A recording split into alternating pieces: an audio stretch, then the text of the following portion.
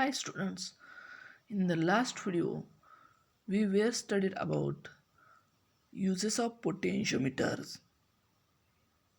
First use to compare the EMF of two cells using individual cell method and sum and difference method. In this video we will study about second use, that is to find the internal resistance small r of the cell.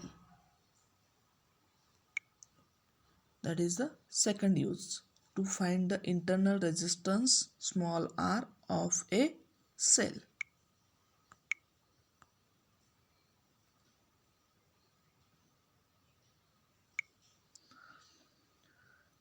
In this use, the experimental setup is given, or that gives us figure number 9.10. This figure gives us experimental setup to find the internal resistance small r of any cell. This experimental setup for this method consists of a potentiometer wire AB, that is potentiometer wire AB, which is connected in series with a cell of EMF E, plug key K and rheostat RH. The terminal of potentiometer wire AB, that is terminal A, is at higher potential because connected to the positive terminal of source of EMF E as compared to terminal B.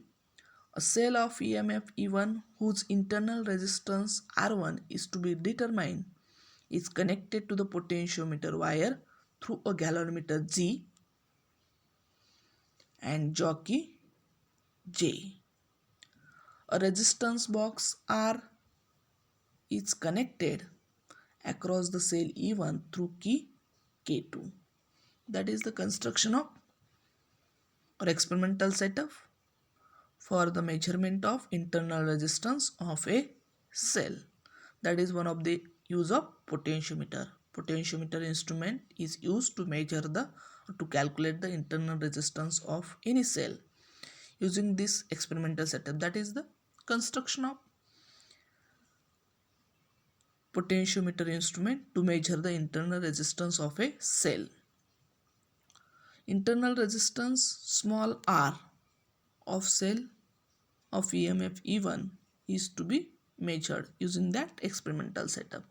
So what is the working of, or how we measure or how we calculate the internal resistance of a cell using that circuit diagram or using that experimental setup?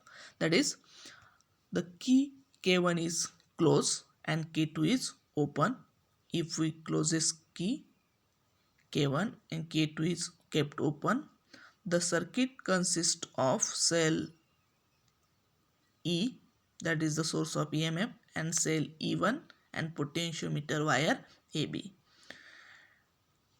The null point is then obtained by placing the jockey at different points of wire AB. We get a single point at which galvanometer shows zero deflection, that is the null point, and we measure the length between null point and the higher potential point A, that is L1. So L1 be the length of potentiometer wire between the null point and point A. This length corresponds to the EMF E1.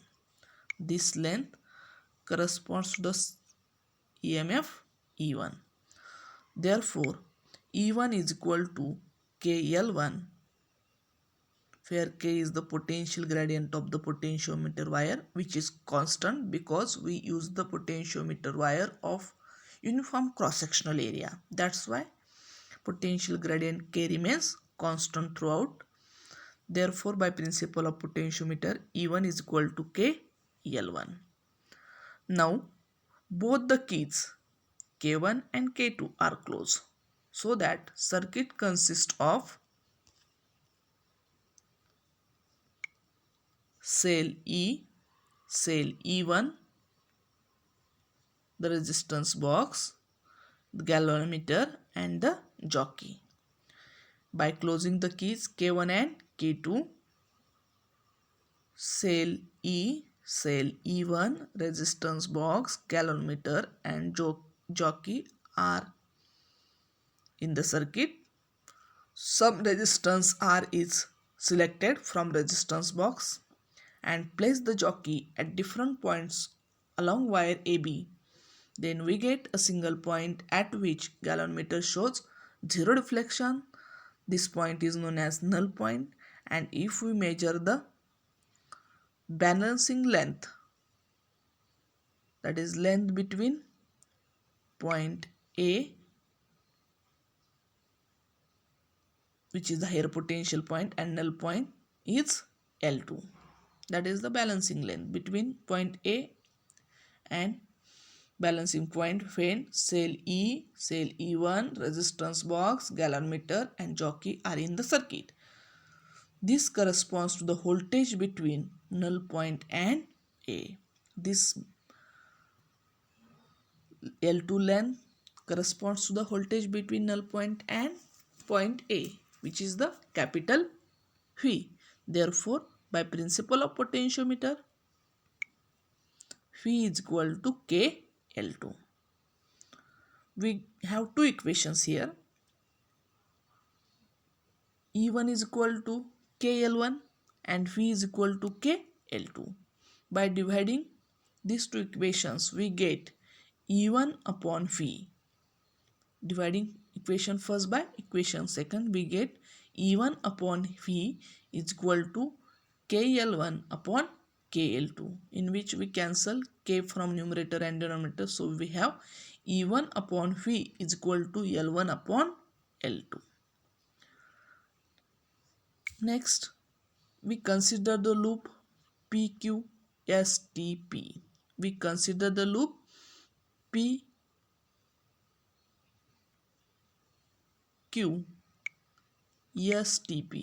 If we consider the closed loop if we consider the closed loop PQSTP. In this closed loop PQSTP,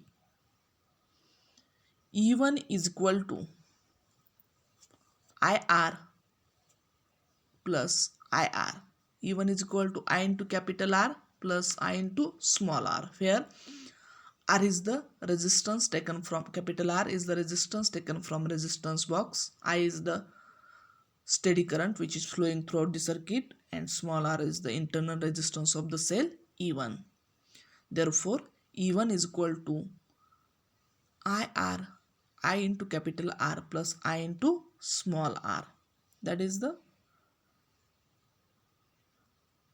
supplied EMF is equal to I into capital R plus I into small r. And V is equal to capital I into capital R using Ohm's law. V is equal to IR.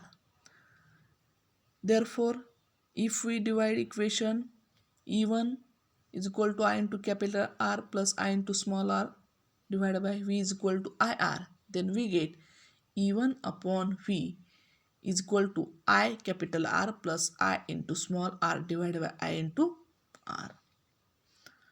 Therefore, we have E1 upon V is equal to capital R plus small r divided by R.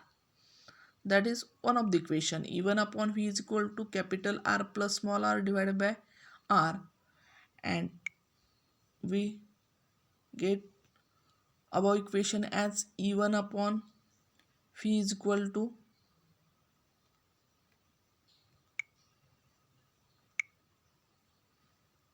L1 upon L2. By comparing these two equations, we get LHS sides are equal, therefore RHS also considered as equal. So we have R plus capital R plus small r divided by capital R is equal to L1 upon L2. And we have to calculate, or we have to measure internal resistance of this cell small r.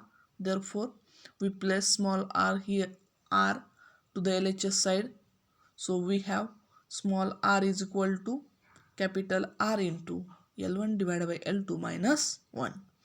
This equation gives the internal resistance of the cell using potentiometer instrument. That is the second use of potentiometer instrument, to measure the internal resistance of the cell. With the help of potentiometer instrument, we can easily find out, or we can easily calculate the internal resistance of the cell.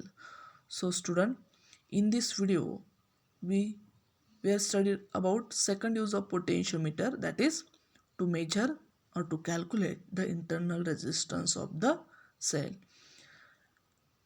In the next video, we will see the application of potentiometer. Thank you.